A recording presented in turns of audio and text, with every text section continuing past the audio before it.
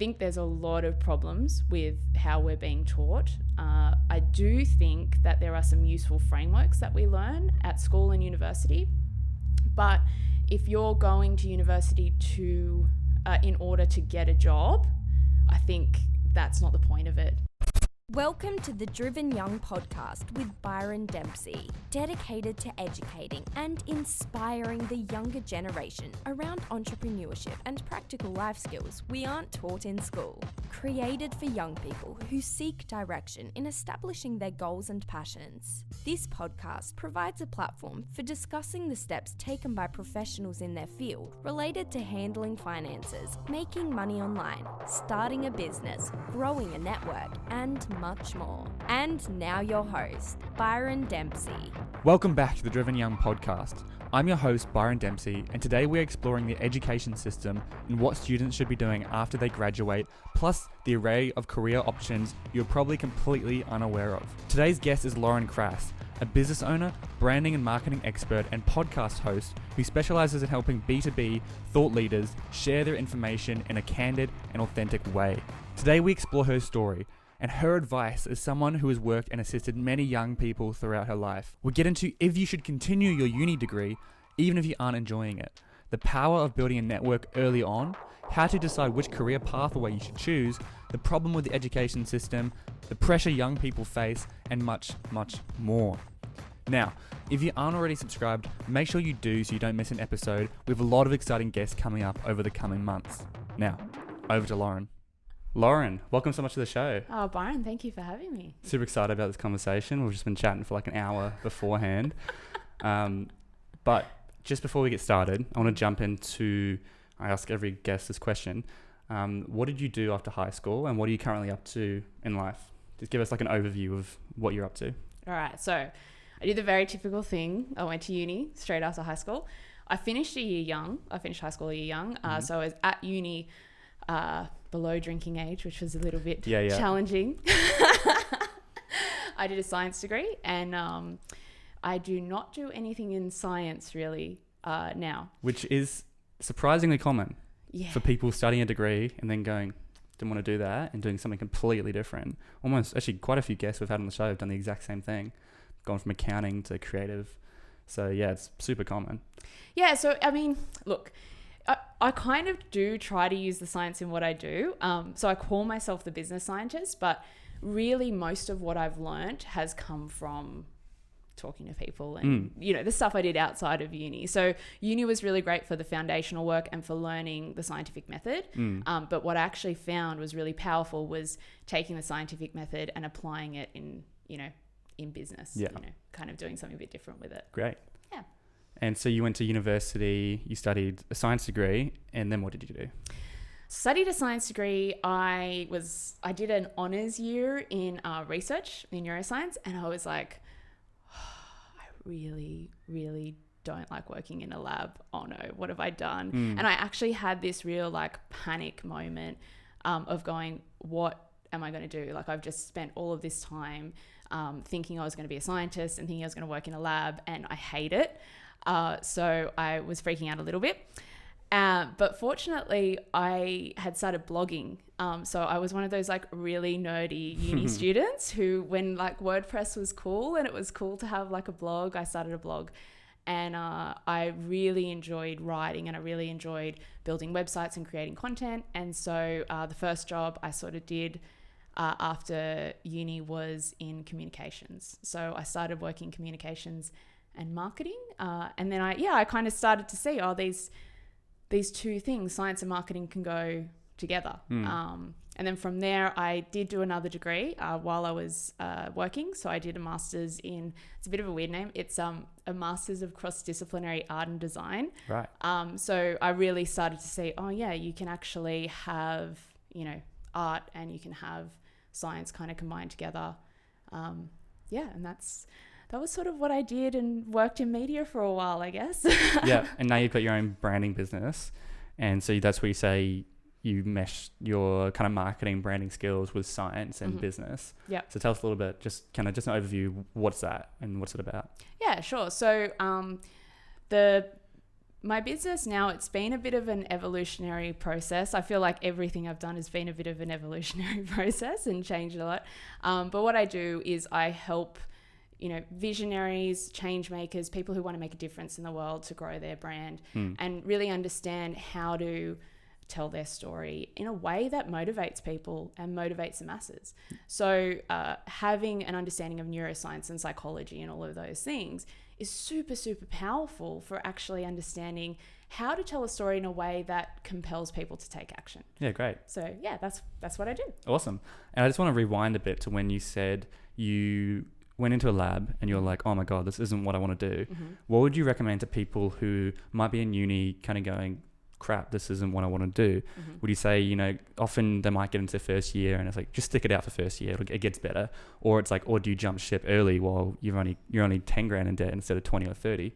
Like, what would you recommend to people who are currently feeling that sort of anxiety? Yeah, it's so common. One thing I would recommend is read the book Status Anxiety by Alain de Botton. Really fantastic book. In it, he talks about that anxiety that we feel, or that angst that we feel sometimes. I think one of the big challenges with being young and having all of these opportunities in front of you is that we almost get that like, well, what should I do? Right, because it used to be you get a careers book and you choose your career. And that's it. And now 65%, according to like a government statistic, they predict that 65% of people coming out of school are going to be working on a job that doesn't exist. Yeah. How do you study for a job that doesn't exist? Or That's how do you... right. In my opinion, I think we should be learning soft skills like leadership, communications, anything that you can't learn from like math, like a book, because, if you learn advanced maths and you're in a creative industry or your job has nothing to do with advanced maths, it doesn't really transfer over. Probably does a little bit, but not, that efficiently. So, but there's leadership, communication, a bunch of other soft skills like that, they can be used in any degree in anything. So it kind of prepares us for kind of whatever life throws at us. Yeah, I think the job of the education system really should be just to teach us how to learn. I think the content is, a lot of it's irrelevant, like you say. It's irrelevant. And, something I realized recently was, back when school, or back, let's say 1950s, they're creating an education system. They're going, oh, we need a place for people to go to learn information. Yeah. But now we live in a world full of information. We can learn it wherever we want. We need That's to right. learn skills that we can't just learn over a computer or learn from someone, but actually learn by doing and, implementing. Because really you can learn maths over a computer if you want, because it's just formulas, versus leadership and like public speaking. You can't just learn public speaking by studying it. You need to get out there and do it. Otherwise, you're never going to improve. Yeah, I completely agree. Like, I think the soft skills are a lot more important. I actually hate that they're called soft skills. I was talking to... It sounds almost like they're weaker. It does, right? Yeah. So I was talking to UNSW, which is my alma mater. I was talking to a few people there, and we were talking about a course that they were looking at putting together, and they were saying, like, what do you think about soft skills and calling them soft skills? And I was like, guys, like, that's really bad branding, actually. As a brander? Yeah, like it's sort of like all these associations we have with something being soft. You know, it's they're very hard skills to develop, and like you say, it's sort of about also putting things into action as well. So yeah, you can theoretically learn about, I like the public speaking example, you can theoretically learn how to be a public speaker, but actually going out and doing it is a very different thing. I think there's a lot of problems with how we're being taught. I do think that there are some useful frameworks that we learn at school and university, but if you're going to university in order to get a job, I think that's not the point of it. Yeah. I think it's to not... get a specific job. I see people now who did a vocational degree and they're really struggling a lot of the time. So marketing is actually a really good example of that. What people were learning in marketing at uni 10 years ago is not really that applicable to what's actually going on in marketing now. Yeah, or even now, from what I hear from friends who are doing marketing, because I'm a marketer, like that's my business. And I like do landing pages, Facebook ads, that's all marketing to me. But they'll talk about they're learning this sort of stuff. And I'm like, is that relevant? Like, the marketing concepts are good because concepts stay the same. Doesn't really matter what platform, whether it's in 10 years and Facebook doesn't exist, the concept of like different marketing techniques is always the same. So they're good to learn, but they learn such irrelevant stuff. And it's the same with a lot of degrees. Yeah, I tend to agree with you. I mean, I don't want to be too hard on Yeah. universities because I get the struggle with trying to, take people to a certain level in different degrees. But I do think that, well, there's a few problems. Like one, we also aren't very good at dealing with things like, well, how do you mentioned communication before, right? So being able to speak good English, being able to communicate on email, being able to look professional and present yourself in a professional way. We never talked about that at uni. Yeah. And is it university? How to network. Yeah. Well, How important is that? Yeah, exactly. I mean, they do have things like, university clubs, and I'm sure people listening to this know that there's ways that you can network at uni. But you have to be proactive. You have to be proactive. You have to have time. And a lot of the time when you're trying to take a full course load on as well and thinking that I need to get HDs or distinctions in order to... It's like, what's more important, building my network, which is going to do not much now, or getting a high distinction to get into the course or the master, or, to get into the specialty that I want to do. Yeah. Like you want to say specialty or getting higher marks. But long term, having a network is really powerful. It's super powerful. And I think also what happens a lot, what I saw at my university, I went to a university that was quite close to my high school. And I saw people that went to my high school really staying in their high school group. Where for me, I was like, I'd gone to an all-girls school. So I was like, oh my goodness, like there's all these people and diversity and it's not just girls. And there's nothing wrong with girls, but it was just nice to have a bit more diversity, right? Yeah, of course. And so for me, I wanted to branch out and meet as many people as I could. I think a lot of people actually tend to meet the same types of people. They tend to hang out in the same types of networks. It's easier to approach people if you've got a mutual, or if, you have common interest, which is great, but, you need to get out of that discomfort zone. 100%. And I think that's the massive opportunity that university provides in a lot of ways, is being able to meet all these different people and being able to also study lots of different things and appreciate different perspectives. But a vocational degree where you're trying to use it to get a job, I actually think, I don't know, for me, that's not what worked for me. Like it wasn't about the vocation. I think it was part of, I say to a lot of people, I'm like, I got a better education from being a medical receptionist at the time while I was going through uni, because I met so many different types of people that way. It made me appreciate also how privileged I was, because I was dealing with people who couldn't speak English, who couldn't read, who had just been out of prison, lots of different types of people, right? Which I just hadn't been exposed to before. And the other one is travel, traveling. That was something we talked about in the previous or one of the previous episodes, was just, traveling will open up so many things. You get to see new cultures, you get a better perspective. And if you're in Sydney or Australia listening to this, if you travel, you're going to be in a worse place, in my opinion. Unless you go there's some European countries which are really nice, but Australia is one of the best, developed countries in the world.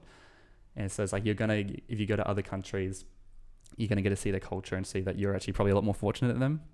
Obviously excluding England and America and stuff, but if you're going to like Africa and Cambodia and all those sort of countries, or a lot of the Asian countries, it gives you very, very refreshing. When I was 11, we went to Thailand and we saw like underneath this bridge where everyone basically lived in like a dump. There was like rubbish everywhere and they were living there. And I remember I was just like, oh my God, this is just shocking. Yeah. But it's a good kind of like appreciate what we got. And there's other skills in traveling. So many other skills you can get. You've got to mature up real quick if mum and dad aren't there, or if they're in a different time zone. So it can be, I reckon, super valuable. 100%. I think also just understanding that not everyone sees the world and sees life the same way. A lot of us in Australia are, probably also just the way that our landscape is and the way that our cities are. We do kind of grow up in a bit of monocultures, I think. I mean, Sydney and Melbourne are quite multicultural. Darwin is as well. But even then, there is still this kind of like, we have access to a lot more than a lot of people in the world, you know. And I was thinking about this actually the other day. I was thinking about this in relation to happiness, because I think that with ambition and wanting to achieve a lot, sometimes we can lose that perspective of actually realizing that right now, if you're in high school, if you're at uni and you're able to go home and be in a safe place and have a computer, like one, not only are you really well off in comparison to most people today, but also most people in history, you know. So yeah, that's the thing. We're living better than kings and queens were in the 17 or 15, even earlier. We're living better than the best people in the world were. Yeah. Even if you like rewind 50 years or 100 years, women and people of color didn't have nowhere near as much rights as they did now. I think it's phenomenal times we're living in. Yeah. And it's easy to get caught up and just get used to it. So we get used to everything we've got access to, which is why I think it can be good to see other cultures, even watch a documentary or just stuff to kind of keep that in mind. Because I think we all know that, but we often get caught in just the day-to-day that we don't appreciate it, and we'll complain about stupid stuff. And I do it. And I'll complain if internet's slow or some stupid thing. I mean, I think we all do from time to time, right? Like, it's sort of like in the situation we're in, this is frustrating. But I found it actually when you mentioned anxiety before, when I was very angsty. I was so like, what is the meaning of my life? If I'm going to spend a third of my life working, what is it I'm going to do? And, kind of stressing out like that. And what actually really helped to ground me a little bit more was just coming back to the fact that I was like, you know what? In a lot of ways, right now, the life I'm living is already really good. Yeah, exactly. And then it's sort of like, so anything that I do now is sort of like icing on the cake. And it's worth spending a bit of time, for each of us to think about, well, what is it how do I really want to spend my days? Because time is the most valuable thing that we have. So if you take an extra year to do a degree, or if you decide to drop out, like my husband dropped out of his first degree, he was doing architecture and he was like, I hated it, so I just left. Yeah. And it's like, well, it's better doing that now than 10, 20 years when you're 30, 40, 50 and you're like, I should have got out ages ago. And now it is a bit scary because now you want to start a new career. Yeah. Yeah. But that's where it comes back to the question. It's like, are you just not used to it yet? You're not, you're only halfway through your first year of architecture and maybe you're not sure if you like it. Do I drop out now? Do I keep going? It's hard. It's like, there is no one answer. But I would just, I would recommend, you've always got to consider dropping out if you're really not liking it. Because if you're really not liking it now, it's probably not, I guess if you're learning, people think they don't like it because they're learning, and when they're an architect, they'll just be able to do. So maybe there's just a lot of variables, but it's hard. I think one thing that I wish I knew when I was a uni student, like thinking about these kinds of things, because I changed my major a few times. I was like, I'm going to do psychology. No, I'm actually going to do physiology. Oh no, I want to do neuroscience. So I moved around quite a bit. And I've always been like that. What I've realized recently is actually that's the type of person that I am, and that's okay. So I'm the type of person that gets bored after about 12 months. Yeah. Every job I've had, the longest job I've had other than working for myself has been 18 months. It's not because I'm a bad employee. It's just that jump ship. Yeah. I'm like, okay, I know how to do this now. Master this. I want to go do something else. And what's a really, really great thing, and I wish I knew this when I was younger, is actually just spend a little bit of time getting to learn what your natural strengths and weaknesses are and what your tendencies are. That's what I've been noticing as well. Like I've really bad attention to detail. So it's like when I'm hiring, outsource it. Yeah, exactly. When I'm hiring, I'm looking for someone, like I'm great at big picture, creative, coming up with ideas and stuff. But when it comes to implementing them in fine detail, outsource it. It's like, I want to find someone who's the opposite, who doesn't like the big picture ideas, but they love getting into the nitty gritty and making sure everything's kind of a bit of a perfectionist. I'm the exact opposite of a perfectionist. I just want to get it out there. I just want to get started. And so, that's why they say if you can find your wife or husband or business partner, yin and yang sort of thing, having opposite strengths. It's also like, I think one thing to think is like, if something feels like nails on the chalkboard to you to do, then that's probably not your strength. So people go like, I think there's this thing in we're sort of raised like this and conditioned like this. I think that, I think it comes from schooling. A lot of it is we have to just do it anyway. You have to push through it. Now, that's not to say that you shouldn't wash dishes because you don't like doing the dishes, right? Yeah. Like, but if you find yourself just naturally doing something anyway, like one thing that I did, this is going to sound really weird to a lot of people. I used to just write essays because I liked writing essays. That is weird. Yeah, I would never do that. I know, right? Exactly. So like there are people that and the problem is, and I've talked about this before, is if you're not enjoying your degree, you're competing against people who are, and you can't compete against people who are passionate. Yeah. How am I, who hate writing essays, if we were given a task, how am I ever supposed to compete with you who loves doing it? Like there's no chance. It's the same if you're architect, if you're an architect who's just scraping through, just passing because you're forcing yourself to do it, versus someone who's obsessed with it, like they're up late at night, they're always thinking about it. You just can't compete with that. And so I think that's what you've got to keep in mind. And, I think most people haven't figured out what their thing is. It's like, how do I, what lights me up sort of thing, what excites me. Exactly. And it might also be like, so for me with essay writing, I don't write essays anymore, but I went through this stage where I really liked writing essays, and now I've found that my outlet is more podcasting. So I love podcasting. It's a lot of fun. I love interviewing people. I'll have to have you on my show at some point, Byron. But, that's a way for me to have a conversation.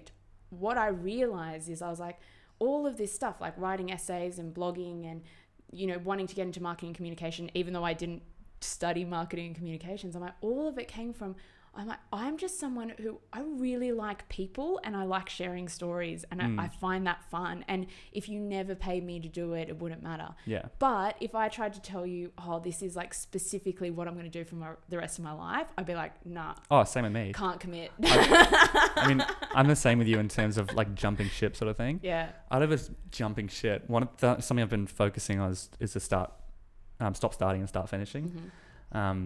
That's why I started a podcast. I had the idea for ages and I was like, I just got to start it. Just got to get it going. Stop worrying about every little detail. But yeah, it's just analyzing yourself, isn't it? Figuring out, because I'm the same. And I think most entrepreneurs and business owners are like that. They've always got big ideas and stuff because that's the reason they start a business. Yeah. Versus kind of practitioners who actually implement it and finish it, which is, it's one or the other. You can't have a practitioner if you don't have a big idea, but there's no point in the big idea if you're not actually going to finish it and actually implement it. So yeah, it's a great point, just analyzing your own behaviors. Yeah, and not thinking that there's a wrong and right answer to it as well. Course. I think one of the big things that we're raised with is thinking that this is right and this is wrong. If I don't get a distinction or a high distinction, that's wrong. But I was listening to this little sort of snippet from Jamie Oliver the other day, and he was like, I failed high school. But like, I really loved going to high school because I liked hanging out with my friends. Yeah. Super successful guy, right? Like, just because you don't fit the mold of what our culture is saying is right, which I think still is, like, we're being pushed to go to university and being pushed to go to get a, job straight out of high school if we don't go to uni. There's these sort of rules that we're meant to follow. But if you just kind of stop and go, hang on, is that me though? Like, is that what I want for my life? Like, it's your life. Yeah.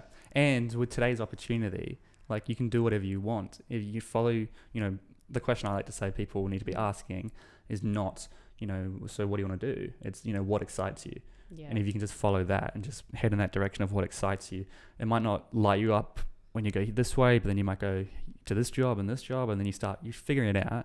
You jump from job to job, you get experience, you figure it out. But yeah, I think it's more what excites you and just following that, because we've never had as much opportunity as we have. You can start stuff online, you can start your own business, you can reach out to people through LinkedIn who you could never reach before. Yeah, I know, it's amazing. Like, you can reach out to, I think, Tim Ferriss did a challenge. Tim Ferriss did a challenge when he was not studying, like a professor, or he was teaching a group of uni students at a college or in America. And he said, I want anyone who can get in touch with someone they admire, like a big person, I'll give a free round the trip world. And I don't think any of them even tried, because they just assumed other people would try it, and they never even tried. Yeah. And then afterwards, once I realized, oh my God, no one's tried, they all did it, and they all managed, just through pure hustle, they could reach whoever they wanted to. Yeah. So it's like, if you wanted to, you could probably get in touch with your, favorite person in the world if you tried hard enough. Heaps of opportunity. And as we mentioned, just women's rights, and like the opportunity women have now versus when they had 100 years ago or 50 years ago even. Even like, I was watching the ABC just released a whole heap of video footage. Have you seen it on YouTube? Where they kind of like, they show people's opinions and stuff from the 60s, from Four Corners. So right. Is it Four Corners? Yeah, I think so. So they're looking at, asking a question like, is it okay to wear a bikini? And, seeing what the general public said in Vox Pops from like 1960 to 1969. And watching that, I was like, wow, like, how we've come so far just in terms of what was okay then to talk about and ask and do. And, you know, it was like, oh, do housewives get bored? You know, it's just like such a different world. And sorry, I know I'm going off a bit off topic. No, but it's so normalized for them. And I reckon in 20, 30, 40 years, they're going to look back at us and be like, oh my God, that was so rude. So, you know, so homophobic, or so whatever it is, whatever we're doing right now. And we'll probably be, you know, the 1960s of now. There's this, there's two things I wanted to say in relation to what we were just talking about. So one was, you know, when you said follow what you kind of excites you. Exactly, yeah. There's a really cool framework called the Ikigai. Have you heard of that before? No. So it's, if you just look up Ikigai, it's like a Japanese word. I'll tell you how to spell it so you can put it in your show notes. But it basically, it's about sort of finding, you know, what you love to do, but also looking at what the world needs and, you know, kind of it's putting it all together. The mesh. Yeah, like how it all kind of fits together. So that's a really, really useful exercise to do. There's lots of templates online and stuff to do it, but just to kind of tap into that, right? Tap into what do I love to do? What inspires me?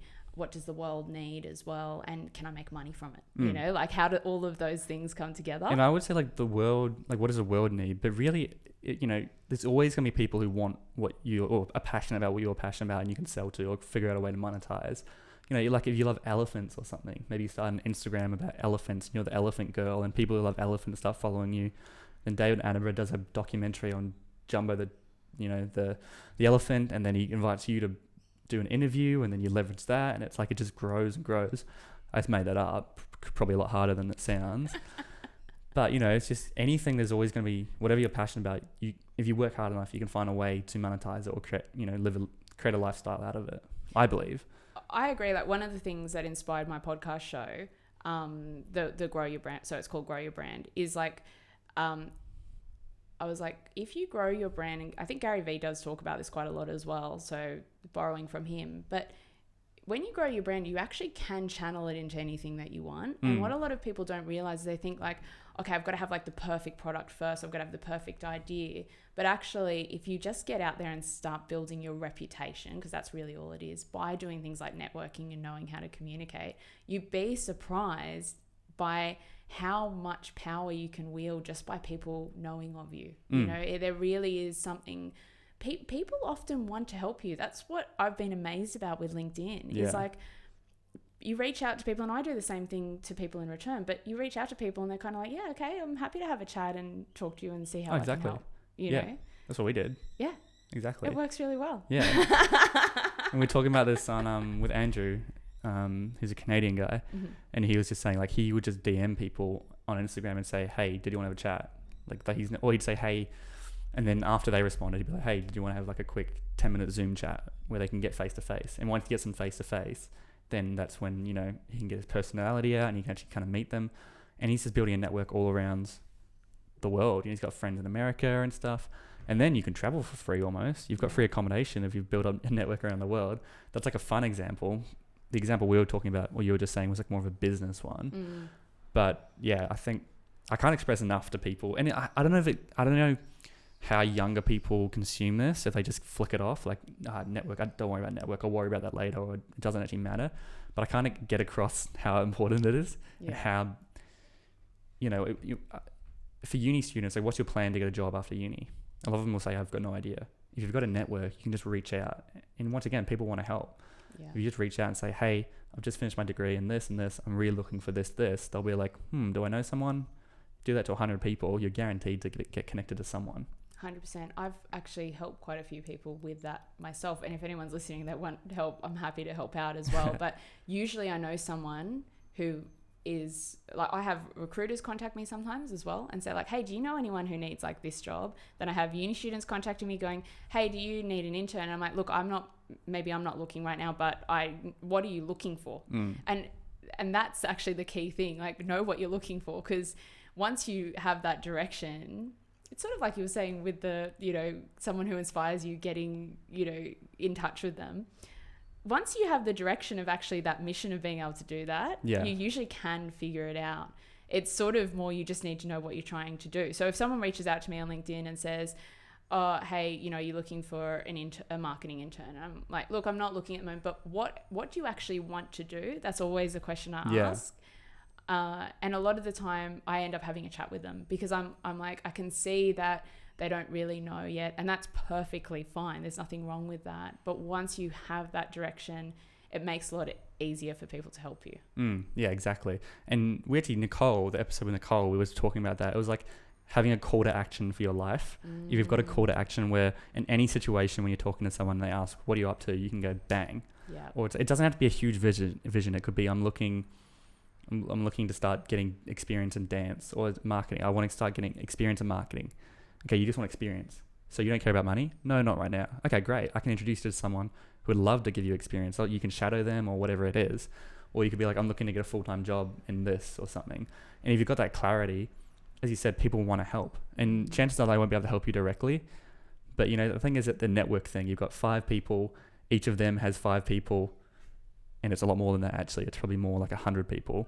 So, I meet you, I've now got access to your 100 people. Once I get access to them, I've got access to their 100 people. So it's just like a compounding effect where, having a call to action to one person might seem insignificant, or mentioning it to your mate's dad or something.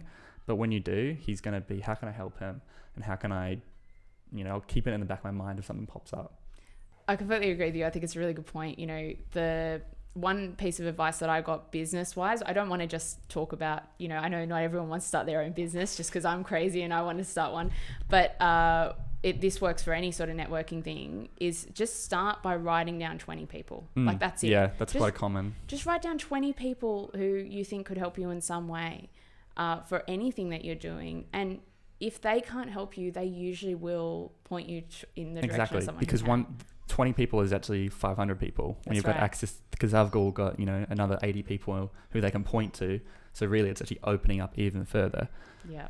And also, I talk a lot to people about leverage. One thing that I think you can leverage as a young person is a lot of people actually want to help young people. I mean, every episode, I get into similar topics because it's obviously a lot of people realize this stuff.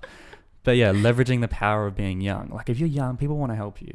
And like, I'm still experiencing it because I'm young. I'm even getting older.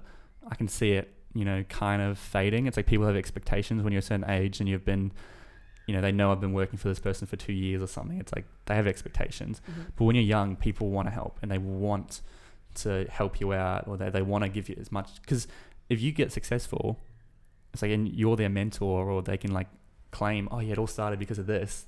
That's powerful. Yeah. It feeds your ego, and it's also like you've got connection for them, and you have access to his network or her network.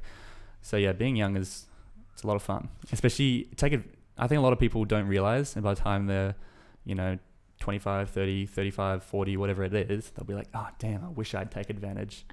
There's always things to leverage, but like knowing what you can leverage when. So when because one question actually that I've been asked a lot by people who are at university in particular is they say, I don't have experience, but every job I'm going for asks for experience. How am I meant to get experience if I can't get experience to get the experience to, like, it's sort of this catch-22. I've got an answer for this as well. So do you want to hear my one? Yeah, let's go with yours first. All right, so I have 2 things.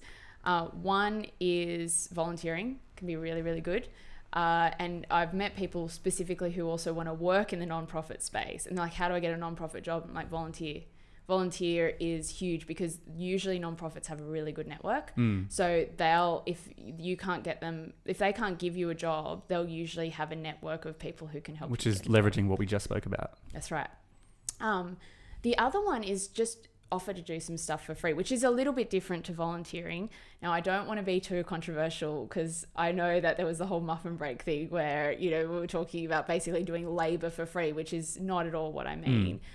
And this probably again applies to people that are maybe a bit more entrepreneurial inclined, but like give people sort of like a taste of what you do. So look, I can do this example for you for free. I mean, I still do it now. Working for free, it's super, super smart. If you have no experience and you need experience, the trade is you work for free and you get experience. So you're not getting paid with money, but it works for both ways. The person's happy because I've got someone working for free and they're passionate, and you're happy because you're getting experience. So a year later, you can actually go for that job that you wanted. And you've got, access to their network, and they'll refer you if you did a good job, give you a, recommendation. And that's the thing I would ask for. Like, if I was going to do work for free, I would say, like, look, the reason I'm doing this, like explain what the value is for you. Because people can get a bit suspicious as well, like, why are you doing this for free? What do you want from me? If you know, I think if you say, look, the reason I want to do this for the next 3 months is because I want to get a good positive recommendation out of this and a job. Yeah, I want positive recommendation. I want a job. I want like, you know, access to your network, or just kind of learn from you. Exactly. And learn from you is a good one, because that once again kind of feeds their ego. It's like, oh. But if they've got a big ego, which a lot of people do. Exactly. So, and 3 months as well is good. You know, that's a good amount of time.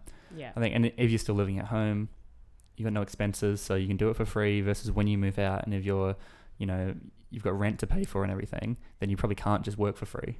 Or maybe you can only do it a day or two a week, and you've got to be working part-time to supplement for the money that you're not earning. Yeah. And that's why it's like, do it now while you're still at home. Do it now while you know, have no expenses. Yeah. So it's super. Do you want to hear my I do. My advice? I mean, it's similar to yours, basically. I would say driven young. It's the name of the podcast. If you go in with like driven and you're willing to work for less because you've got take the fact that you don't have experience means you get a lower paycheck, which they'll like that because it's like lower paycheck, but show that you're really passionate and driven. Sounds like obvious, or maybe it's not that practical advice, but I did this when I was younger. I was just out of high school and I went for a job that required 33 years of experience. I had 0. And I went for it, and then my mum helped me write the cover letter. And I got the interview. The interview went really well, and I was one of 400 or 2 of 400 that got to the next phase, which was just doing like 2-day trial. Wow. I didn't end up getting the job, but they were willing to hire me for, $30,000 a year instead of 50 because I had no experience, but because I had the passion and the drive. And I think a lot of people need to go in with that energy for an interview, or somehow get that across in their cover letter or their resume. Yeah, I want to also make the point of saying, because this was something actually that came up when there was do you know the muffin break scandal thing I'm talking about? Yeah.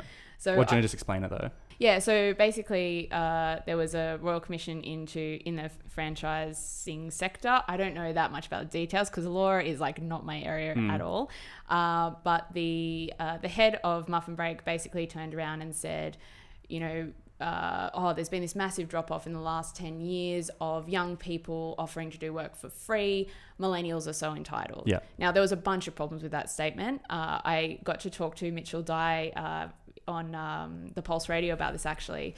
And I was saying, like, one of the big issues with what that comment was one, the age of a millennial at the time was 23 plus, which is already at the point where you wouldn't really be offering work for free. So there is this thing where people are generalizing about the millennial generation. I'm like, actually, like the generation that's in high school and uni now is Gen Z. Yeah, which, that's not millennials. Not that Gen Z is bad. I love Gen Z, but you know, just get the lingo right first. The other problem was that in the last 10 years, we actually had a change in law as well. So it was actually, it's basically become illegal to just hire someone as a free intern and get them to do all of this work and create all this value for your business. The only way you can hire someone as a free intern is if you're making sure that you're teaching them. So it really is more of a mentoring. A win-win, which is what we were talking about. You're both getting value. That's what we're talking about, exactly. So, and the other issue, and this was the thing that sparked off a lot of controversy as well, was just that there are a lot of young people who are in situations where they can't necessarily afford to do that. You know, they might be responsible for looking after their siblings or their parents, or, you know, in areas where you can't, you have to earn a living, you know, you might be responsible for rent and all of those kinds of things. Especially in Sydney. So it's, you know, I want to be careful in saying, you know, just go and do stuff for free. But I think that if you're in a position to do that, that can be a way to do it. But if you're not in a position to do that, there are still lots of things that you can do. So again, like even if it's volunteering a little bit while you're working, you could do that. The other thing is, like, if you're part of like a community group, like you're part of a church, or you're part of, you've done something that people have known you for a long time, and over the course of your life you've volunteered, like that's experience. If you've done stuff at school, or you did peer support, or there's a lot of things that you can leverage. What you need to look at is what is this person really after? What are they really looking for? And if you can communicate that drive, like you were saying, even if you can't afford to do work for free, there is so much you can do just by leveraging your drive and also being curious about other people and networking. So I don't want people to feel like, oh, if I'm not in a position to do stuff for free, then I can't do this. There is still a lot you can do. Yeah. Well, you could even say, hey, look, I really want to work for you for free, but I just can't afford it. Like, I only need $200 a week or $300 a week. And that might be like, yeah, that's fine. Like, we can afford to do that quite comfortably because we know, because you're clearly driven. So we want to have you come work from us. Exactly. So obviously it might not be as easy as that, and you got to get creative. But yeah, I like the point you make of, you know, we're not all in the same situation. So it's easy for us to sit here and say, just work for free because that's the opportunity we had. But someone who's got to look after their siblings or maybe divorced parents, whatever it is, might not have that luxury. That's right. And I think, you know, we were talking about before this show, we were talking about sort of statistics and numbers games, right? So, and I think you mentioned a little bit as we were having this chat that, like, if you do that a few times, the chances go up. And this is for everything. So I do this in my business as well, where I'm going, okay, so if I need a new client, I need to start having some conversations. I'm not going to expect that the first conversation I have is going to land me a client. Sometimes it does by chance, great. But I might have to have 20 conversations, 40 conversations or more to get that client. It's the same with a job or any opportunity. Just because the first person says no doesn't mean that. Yeah. And like stuff like Kevin Hart apparently pitched like 400 times before he got his breakthrough. Yeah. And it's like all we see is his breakthrough. We don't see the 400 pitches. Same with Martin Luther King. Mm-hmm. We know about his big speech. He did that speech thousands of times for years before he got to do it in front of 50,000 people. Like, we only see, you know, people have made it and when they've made it. But yeah, exactly. 100% agree. Yeah, it's like it's same with acting as well. Like, a lot of people would audition 100 times and now they're really famous actors, and they're like, oh, they got lucky. Yeah. Maybe, but also they created their luck by going to 100 auditions. The way I like to use I like to position this is, and I learned this from a mentor, like a friend of mine, who a deck of cards has 4 aces in it out of 52 cards. And if you just flip over a card, and that's every time you make a sales call, every time you ask a girl out, every time you, whatever it is, every time you go for a job, every time you go, you know, do an exam, whatever it is, you flip over that card, 9 of hearts. Okay, I didn't get it. You flip over another card, 10 of spades. Keep flipping. But the thing is, every time you flip over a card, you've now got better odds of getting the ace. And the aces are in there. You know the aces are in there and they're going to come. And so it's the same with like a sales call or whatever. You've just got to position the mindset of, you know, you're going to get the sale. You know you're going to get one. It's just, you know it's in there. You've just got to keep going. Yeah. There's a lot of people, they'll use the word if. It's like, oh, what if I can't get one? Or, you know, what if it's not in there? Yeah, I think it's a really, really powerful way of looking at it. And I think that, you know, the thing I've noticed a lot just having conversations with people, you know, who've been in business for a long time or are very successful, is they'll say things like, oh, you know, they'll either say you have to work hard. They'll be like, you just got to work hard. You just got to stick at it. Or they'll say like, you just need to work smart. And I'm like, it's really a combination of the two. Like you can't expect that just by working smart you're going to land stuff straight away, but being strategic and then doing the time, those two things together very quickly. I kind of think of it like you're suddenly, instead of it being like a linear progression through life, you know, where it's just like I do this and this and this. That's exactly what I was saying the other day. Yeah. Are you going to say like, because people think that a graph, you know, goes like that, but really it goes nothing, nothing, nothing, nothing, and then eventually bang. That's right. Because there's all of these, and so you can end up in a position where, you know, when you're quite young, where you're like, oh, actually I'm pretty set up and I'm in a good position now. But in your, like, my husband and I talk about this all the time. I'm like, we were like really like struggling for a long time with like money and all this kind of stuff. Especially if your husband's a doctor now. When he's studying. So all of the studying, and even like after becoming a doctor, you have to do exams and all this. And now we're at a point where we're like I was saying before the show, we're going to go camper vanning for a year because we just want to, you know. And I think that the exponential growth is what happens, but also just, I mean, what I love about what you're doing with this podcast, Byron, is that the big thing is like hang around with smart people. Like that's what really helped me. Like whether it was books, podcasts, actually being in the room with people, connecting with people from everywhere, like that exposure, it just suddenly in 10 minutes you can learn something that someone else took 30 years to learn. Oh no, that's the thing I love about books. Like, this is everything they've learned and however long they're putting it, and they've condensed it probably from a book that was 5 times bigger. They've had to filter it down into something like this, and it's like, if you just read this book, you could save years and years of heartache and having to figure out yourself, because these people have done it. Yeah. And that's why I think, you know, as we were talking about before, information, we've got so much information around an opportunity where you can skip. That's why, like, you know, there's a lot of young people who are coming out really successful because I've been learning all the stuff online. They've been skipping like they've consumed a decade of information, you know, back when information had to be consumed by tapes and you had to go buy it. You can just consume it like that. And podcasts, you were listening to this is a great example. Yeah, all that sort of stuff. Absolutely. And like that just actually made me think, you know, don't be intimidated as well by, you know, when you mentioned the 30 years of experience, you know, they wanted someone like I was watching this TED talk a while ago, and I'm sorry, I can't remember who did it, but he was talking about sort of people being in learning mode or performance mode. And he was saying, like, after a couple of years, people go into performance mode at work. And what I found is actually a lot of the time, you know, working in corporate and working with other people and stuff, people who've been in a job for a long time have just been complacent for a number of years. Not some people. There are people who always are growing and learning. But a lot of people, I would say the majority, are, you know, they're doing other things in their life. They're, you know, focused on their family or whatever it is. And it's kind of like, I go to work, I do my job, I come home, that's it, right? Yeah. But if you're kind of like, okay, instead of that, so basically they've got 2 years of experience and then lots of practice. Yeah. Really. Like that's the 2 years of 2 years learning. of experience learning and then just repeating what they've been doing for 10 years. Exactly. Yeah. So really, it's not experience. That's right. It's not experience. It's just performance mode. So if you can learn quickly, and this is why, like, for me, I use a scientific method to do this.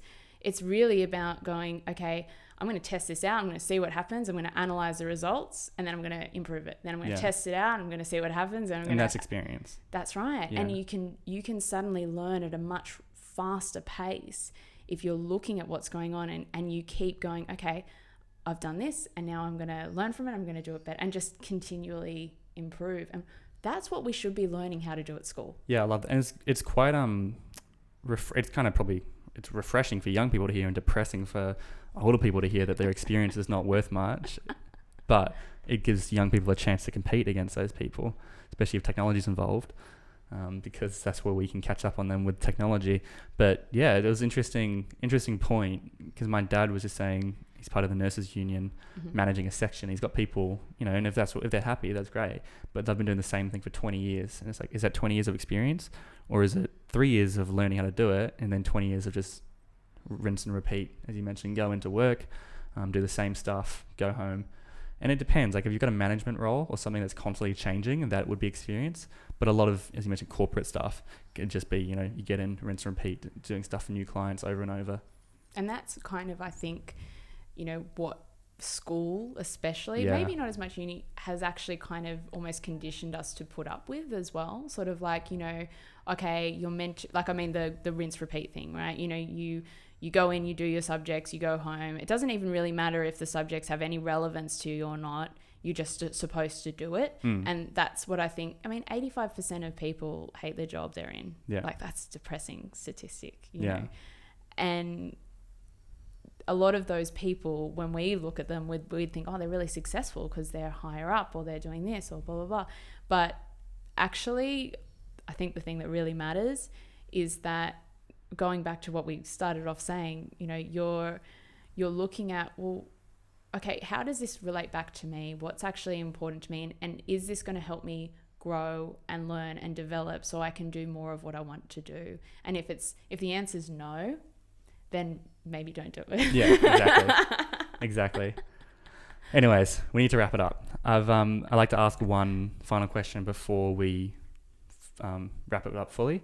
I ask every guest this question. It's quite a difficult question, and you've probably already answered it, but it can be anything related. What would be your one piece of advice for the younger generation?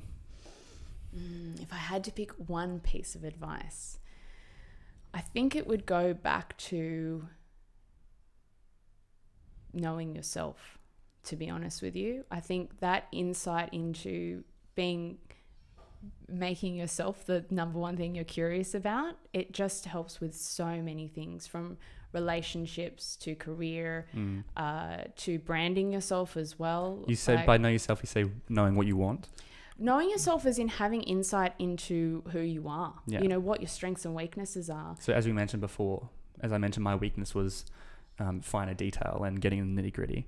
Exactly. It could be something also like you're trying to be something else because you believe that that's what you should be. You Or know, what your parents want you to be. What your parents want you to be. There's this quote that I read, and I'll finish on this. I won't keep reading, but this quote that I read while I was at uni, and it really was a turning point for me. And it was one of the top regrets of the dying, which was, I wish I would have lived a life more true to myself, not the life others expected of me. Yeah. And I think the only antidote to not living the life that others expect of you is to stop and actually go, okay, what is it that I want? And that is a constant journey. Like, that will keep you busy for life, I think. But that allows you to make so many decisions in every aspect of your life that allows you to be a happier and more fulfilled person. I think that's and really powerful. What you just mentioned has almost never been more difficult with comparison in social media, Instagram and everything. It's like you want to be what,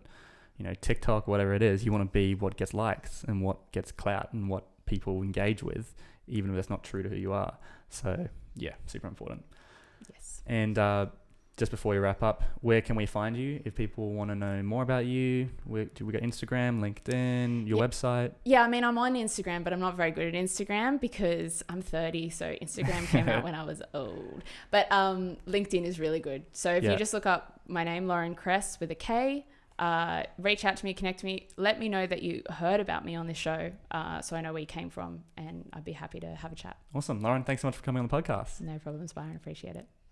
All right. If you are still here, thank you so much for listening to this entire episode. If you got some value out of it, it would mean the world to me if you left a review on iTunes or shared it with your friends or family. Otherwise, I'll be putting up videos of this episode on Instagram and Facebook, so check it out there at Byron Dempsey or at Driven Young Podcast, and I'll see you on the next one.